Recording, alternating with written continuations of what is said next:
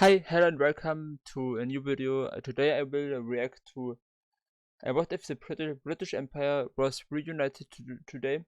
I'm not sure why YouTube translates the title here into German, but anyway, it's about the British Empire. And this video is for you, Tom, a new subscriber from me from the United Kingdom, as far as I know. But anyway, I hope everyone else will enjoy this video as well. And yeah, it's just 6 minutes long. So I think we should start right now. And yeah, the British Empire. I mean, it was, as far as I know, the largest empire which has ever existed on the earth. A little bit bigger than Africa. By what I think also he will mention in the video. So yeah, let's start. Please subscribe if you enjoyed this one. The British Empire was the largest empire to have ever existed in all of human history. At the territorial height of the empire in 1921 after victory in the First World War, the empire spanned 35,500,000. Yeah, you see, I knew it. I mean, I think I also remembered this thing from this video. I watched it before. But yeah, after the First World War, bigger than the entire continent of Africa. And Africa is the second largest continent in the world. I mean, you could also argue that Africa, Europe, and Asia is together one supercontinent. Because everything is connected by land, and if you define a continent by a gigantic landmass, then this gigantic continent, I had a name for this continent before, Eurasia would be the name of this continent theoretically if you combine the names Africa, Europe, and Asia, Eurasia. And by this definition, the Americas would be the second largest continent, and then Antarctica, and then Australia. But anyway, let's continue with the video. Square kilometers with a population of 413 million people, 23% of the world population at the time. The empire was so large then that it would have taken up 94% of the entire surface area of the moon. So every time that you look up at night and see the half of the moon that's facing towards you, that is a nightly reminder that the British Empire used. So the moon is nearly as big as, I mean, it's bigger than Africa, but it is smaller than Asia. I mean, the surface area of the moon is smaller than the land area of Asia, I think. To be nearly twice as large as that. It was the empire on which the sun never set, because somewhere in the empire the sun was always shining. But indeed it had to set at some point. The last British colony in Africa gained independence in 1980, and the major city of Hong Kong, a British colony since 1898, was given back to China in 1997, symbolically marking the end of the empire. But what if this entire empire was suddenly recreated today? I have to ask you something to all my subscribers from the United Kingdom. Would you like this? If this empire would be reunited today as a complete state. So all of these territories outside of the United Kingdom would of course then be complete and 100% integrated part of your country. And which would make elections very interesting, I think. But yeah, would you like this? I mean, if you imagine that all of the other areas would also like to be part again of the British Empire, would you then like this gigantic country?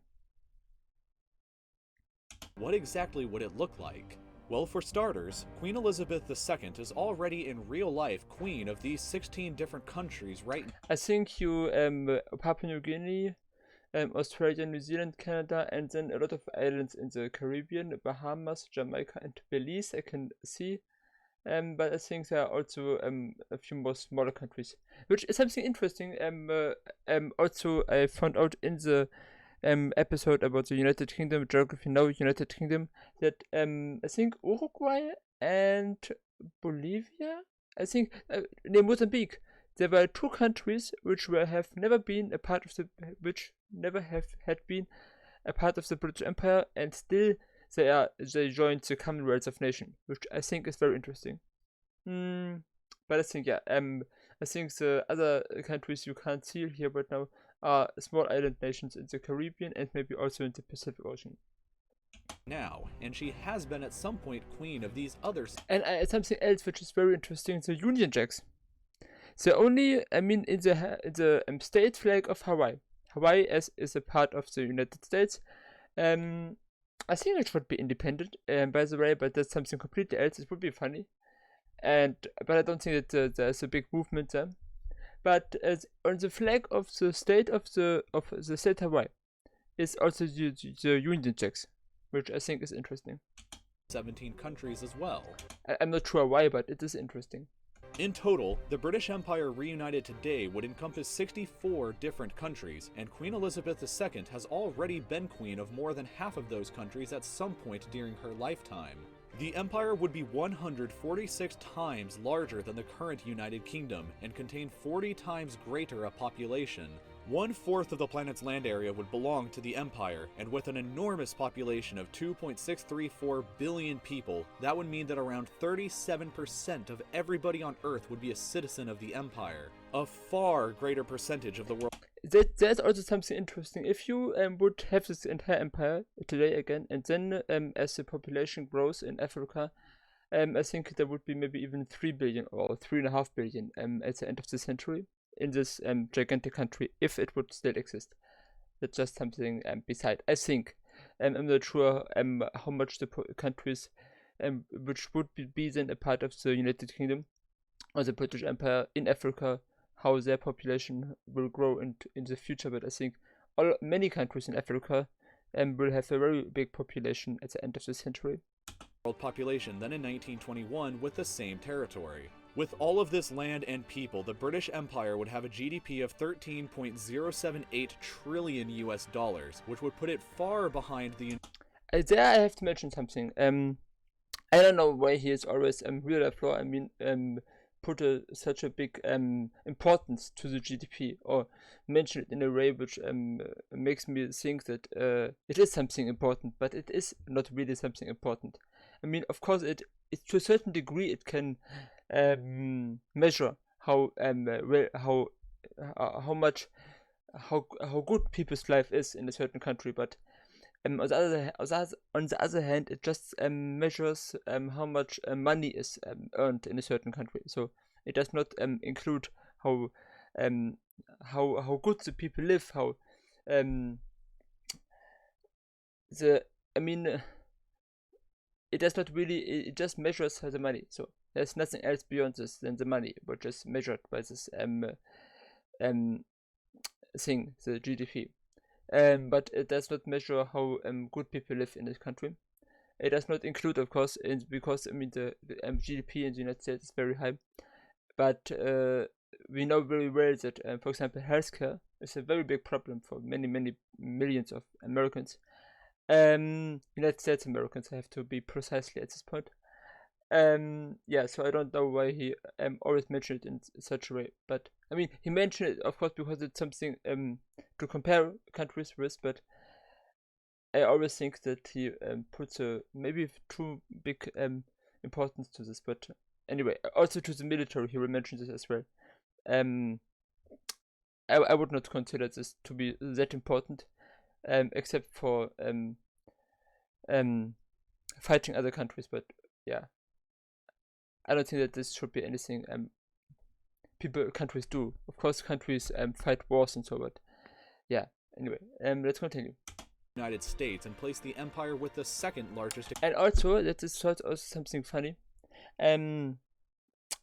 I think in 25 years, in 15 years or so, the GDP of China will be larger than the GDP of the United States.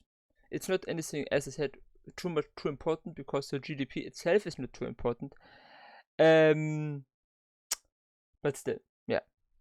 I heard this in a different video. Economy globally. However, the empire would have an incredibly poor population on average, with the average citizen earning just $4,966 per year, slightly more impoverished than modern-day Namibia. To compensate for this, the British Empire would have the largest military in the world, comprised of 4,917,000 active-duty soldiers. The Empire's military budget would be a very large $268.175 billion US dollars, the second highest budget in the world, but less than half still of. But it is not, I mean, okay, he does not say that it is a good thing that the United States spend so much money on military, but yeah, I have to mention this on this point. It is not anything good. All this money would have a better use at nearly any other thing in the country. So whether now homelessness, public healthcare, infrastructure, I think everything else would be better to spend this money on than just this stupid fucking military. But it's something else. The US military budget. That's my personal opinion. Write down in the comments if you think anything different than this. Overall, the British Empire would likely be the second strongest country in the world today, behind only the United States. But how would it compare to other empires that we've covered in this series? Here is a chart to show you. The British. I will also, maybe if you want to react to other reunite Mongol Empire or Roman Empire or some other country videos he made. I like them very much. The British Empire would have a higher population than both the Roman and Mongol empires, but have a smaller economy than both, a poorer population than both, and the Mongol military would be significantly larger. The biggest city in the British Empire would be Karachi in Pakistan, and with the exception of Lagos in Nigeria, the top 5 biggest cities would all be located on the Indian subcontinent. In fact, 9 out of the top 10 biggest cities would all be located in either Asia or Africa. The only one that wouldn't is London, which would be the 7th largest city in the empire. Despite this, London would likely become the capital of the whole empire since it was the historical capital of the British Empire. In addition, English would have to be the official language of the empire, despite the fact that it would only be the native language of only 5% of the population. It would, however, be understood as a secondary language by 17% of the population, as English is an official language already in 49 out of the 64 countries that are making up the empire. Hindi would be the single largest language spoken by 20% of the population, while Bengali and Urdu would constitute significant languages as well. The empire would be incredibly ethnically and religiously diverse, with only 5% of the population being classified as white, while 69% would be Asian or Pacific Island. I also don't understand this where you break down the kind of people in ethnicities, but that's something which is common in the United States, I think. Also geography always does this, so I'm not sure why, but anyway. With the population of India alone accounting for almost half of the entire empire. African and Afro-Caribbean ethnicities would account for 19% of the total, while Arabs and other Middle Eastern ethnic groups would contribute the remaining 7%. The United Kingdom itself would only contribute 2.4% of the entire empire's population. And finally, the religious diversity of the empire would be just as great, if not even greater, with Hinduism representing the largest single faith at 40% of the total population, Islam at 33%, divided between 32% Sunni and 1% Shia, Christianity at 19%, split between 12.6% Protestants, 6% Catholics, and 0.4% Orthodox. Meanwhile, Buddhism would represent 3%, Sikhs at 0.8%, Jews at 0.2%, other religions at 2%, and atheists or non-believers would account for the final 2% of the population. Interestingly, if you also added the original 13 American colonies from the United States back into the empire, that would single-handedly raise the GDP of the empire up by over $6 trillion, equal to 47% of the entire empire's GDP before adding the colonies. If this happened, the 13 colonies would Hi. Yeah, I'm back. I had to do something.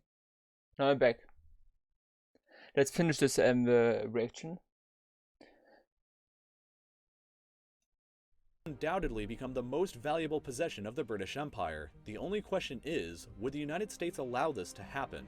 So thank you so much for watching this video. These types of videos about empires being reunited come out once per month and are voted on every month over at the RealLifeLore Patreon account, which you can go to by clicking here. If you enjoyed what you just watched, then I hope that you'll consider subscribing to my channel to stay updated with content just like this in the future by clicking over here. Please.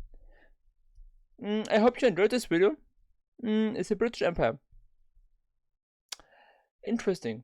Empire. The history is interesting. If it would be reunited today, and if everyone really would want this, and everyone would have equal and fair, if everything would be equally